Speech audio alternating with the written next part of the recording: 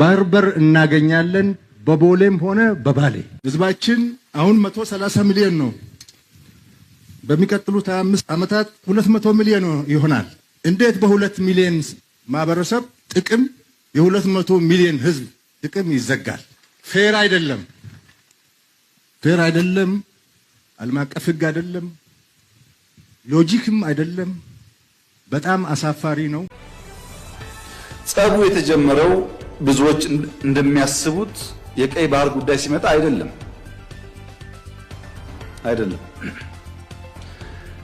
በትግራይ ውጊያ ሲጀመር የመጀመሪያው ዙር ውጊያ ሽሬ ካስለቀቅን በኋላ የኤርትራ ጦር ከኋላ ተከትሎ ሽሬ ገብቶ የአንዳንድ ሰዎችን ግለሰቦች ቤት ማፍረስ ፎቅ ማፍረስ ሲጀምር ጸብ ተጀምሯል አልተናገርንም እንጂ አክሱም ይዘን ስናልፍ አክሱም ገብቶ ወጣቶች በጅምላ ሲረሽን ጸብ ተፋፍሟል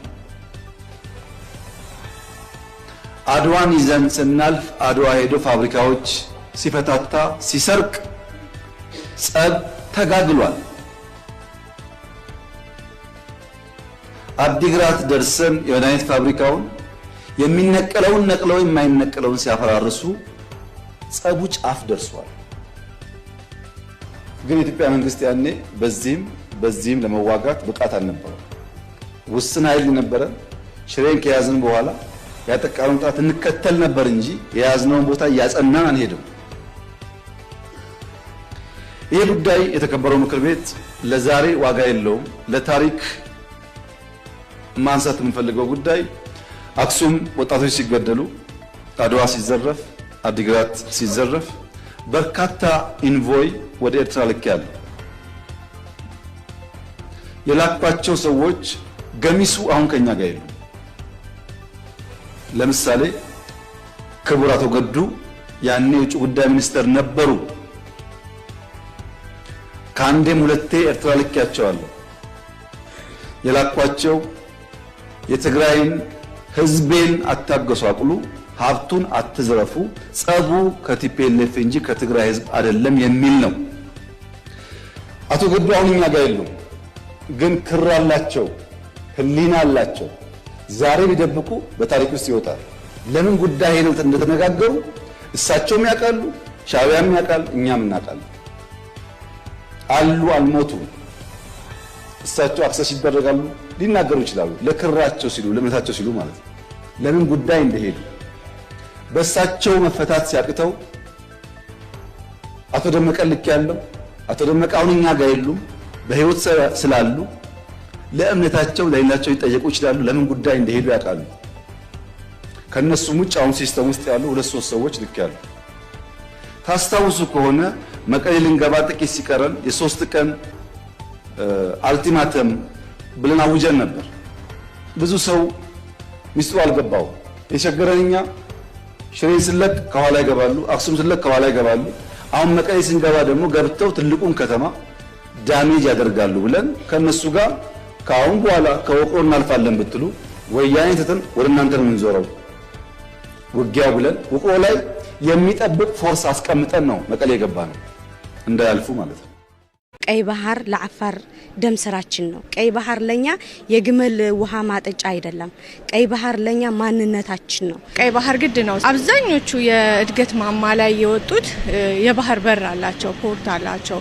ቀይ ባህር ማለት ለኛ ትንፋሻችን ነው ማለት ነው መተንፈሻችን ወይም ደግሞ የልብ ስርዓታችን ነው ማለት እንችላለን ምክንያቱም እኛ ያለነው ቦርደር ላይ ነው እንደ አፋር እንደ ኢትዮጵያም ላንድ ሎክድ ነንና ይያለን ያጣነው እንግዲህ ሪሶርሳችን ነው ማለት ነው ስለዚህ ይሄንን ሪሶርስ ክሌም ማድረግ ወይም ደግሞ የባህር በር ማግኘት እንግዲህ በዓለም አቀፉም በየትኛውም መስፈርት እንግዲህ ማግኘት መጠቀም የሰው ልጅ መብት ነው ማለት እንደ ኢትዮጵያም እንደ አፋርም የቀይ ባህር ጉዳይ በጣም ያስፈልገናል ከሆነ ከ30 ዓመት በፊት የወደብ ተጠቃሚዎች ነበርን ወደብ ነበረን አሰበኛ ነበር ሶ ያን ሚሞሪ አምጥተን ወደ ራሳችን እንደገና መመለስ ሂስቶሪካል ያሉንን የሲቪላይዜሽን ሂስትሪ እንደገና ከፍ የምናደርግበት ሀገሮች ወድቃሉ ከፍ ይላሉ በጦርነት እነ ጀርመን ሁለተኛ ዓለም ጦርነት ድቅቅ አርጓት እንደገና ተነስታለች ጉድ ሚሞሪ የሚባለው ማምጣት እንዳለብን በተቻለ መልኩ እንግዲህ ሰላማዊ በሆነና ዓለም አቀፋዊ የሆኑ ስምምነቶችን ባከበረ መልኩ የባህር በራችን ለማስመለስ ዳግም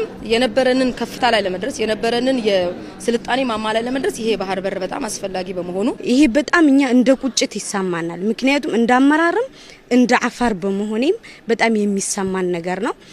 የፌዴራሉ መንግስት አምኖበት ኢትዮጵያ ቀይ ባህር ይገባታል የሚለው አጀንዳ መነሳቱ ለኛ በጣም ኩራትና ደስታ ተሰምቶናል።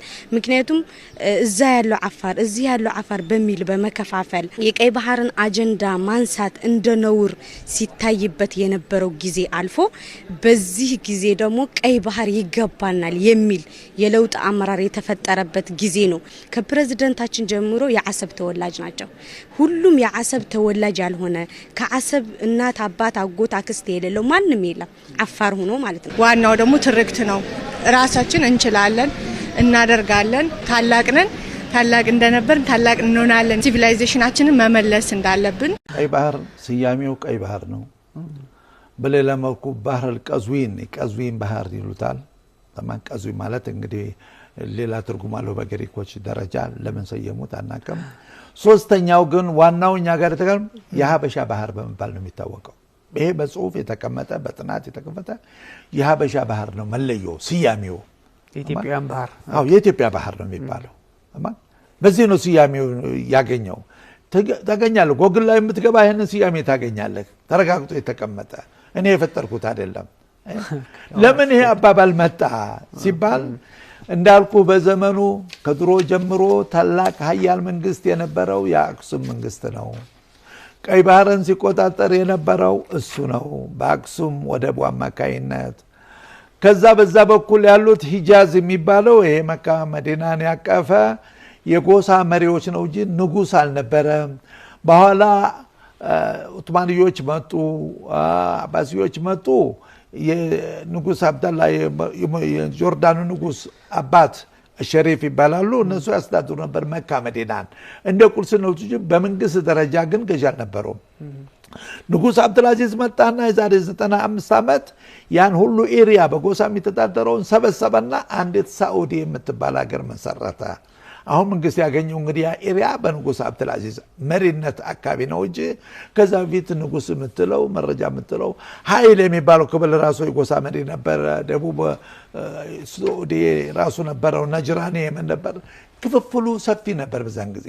የሀበሻ ንጉስ ግን ቋሚ የሚከበር በቂ ሰራዊት ያለው በቂ ኢኮኖሚ ያለው በቂ ኃይል ያለው አክሱም ላይ የነበረው መንግስት ነው። እሱ ነው ቀይ ባህርን ሲቆጣጠር የነበረው። ለዚህ ነው የሰየሙትም የሀበሻ ባህር ብለው ሰይሙታል፣ የኢትዮጵያ ባህር ብለው ሰይሙታል። ይሄ አይካድም። ታሪኩ በሙሉ ያስቀምጥላል ያንተ ንብረት መሆኑን። ኢትዮጵያ ቀይ ባህር አይገባትም የሚለውን አልሰማንም። አንድ ተማሪ በፊዚክስ ክፍለ ጊዜ ዘግይቶ ወደ ክፍል ይመጣል። የፊዚክስ መምህራን እንደምታውቋቸው ናቸው። የነሱን ክፍለ ጊዜ ማርፈድ ነውር ብቻ ሳይሆን ወንጀል አድርገው ያስባሉ። በአማርኛ ክፍለ ጊዜ እንደምን ይገባል፣ በጂኦግራፊ እንደምን ይገባል። ፊዚክስ ማትስ ሲሆን ግን መምህራኖቹ አያስጠጉም ታውቃላችሁ። እና አንደኛው ተማሪ አርፍዶ መጣ። ለምን አርፍደ መጣ ሳይለው መምህሩ እንዴት በኔ ክፍለ ጊዜ ተረፍዳለህ ብሎ በረንዳ ላይ ከክላሱ በር ላይ ተንበርከክ ይለዋል። ተማሪ ተንበርከኮ ፔሪዮዱ ያልቅና ደውል ሲደወል መምህሩ ሲወጣ ተማሪ ዘሎ ይገባል ወደ ክፍሉ። ሲገባ ብላክቦርድ ላይ ሁለት ጥያቄዎች ያያል። ሆምወርክ መስሎት እንዳያመልጠው ቶሎ ይጽፋል። ጊዜ አልነበረው። የሚቀጥለው አስተማሪ ገብቶ እንዳያጠፋበት በፍጥነት ጥያቄውን ጽፎ ሲጨርስ ሁለተኛው መምህር ገባ እና ቀጠለ ትምህርቱ። ቀኑ ዓርብ ዕለት ነበረ። ታውቃላችሁ እንኳን ሙሉ ፔሪየድ 10 ደቂቃ 20 ደቂቃ ስታረፍዱ በጣም ብዙ የቀረባችሁ ስለሚመስላችሁ ጭንቀት አለው። እና ልጁ ቤት ሲገባ ሆምወርክ ነው ብሎ ለይቱ ሙሉ ሲቆፍር አደረ፣ አልቻለም። ቅዳሜ ሙሉ ቀን ቆፈረ፣ አልቻለም። ቅዳሜ ያደረበት አልቻለም። እሁድ ዋለበት፣ አልቻለም። እሁድ አጋማሽ ለሊት ላይ አንዷን ጥያቄ መለሳት እና ሰኞ ጠዋት ትምህርት ቤት ሄዶ የፊዚክስ መምህር ገብቶ አዲስ ቻፕተር መጻፍ ጀመረ።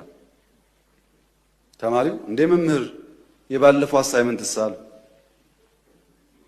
የባለፈው ሳምንት ሆምወርክ ሳሉ ያማል እንደ ባለፈው ሆምወርክ አልሰጠውም ይላል መምህሩ። እንደ ሁለት ጥያቄ ጽፈው አርፍጄ ገብቼ ጽፌ ያለው እኮ ይላል። እና መምህሩ ምን አለ?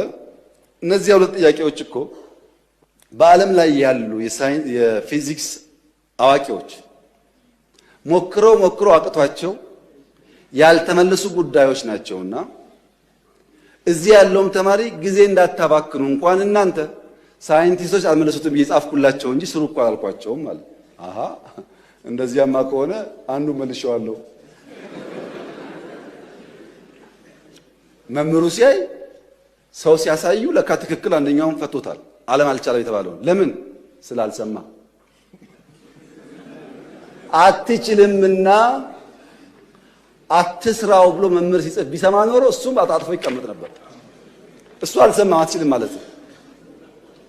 እና የተከበረው ምክር ቤት ኢትዮጵያ ቀይ ባህር አይገባትም የሚለውን አልሰማንም።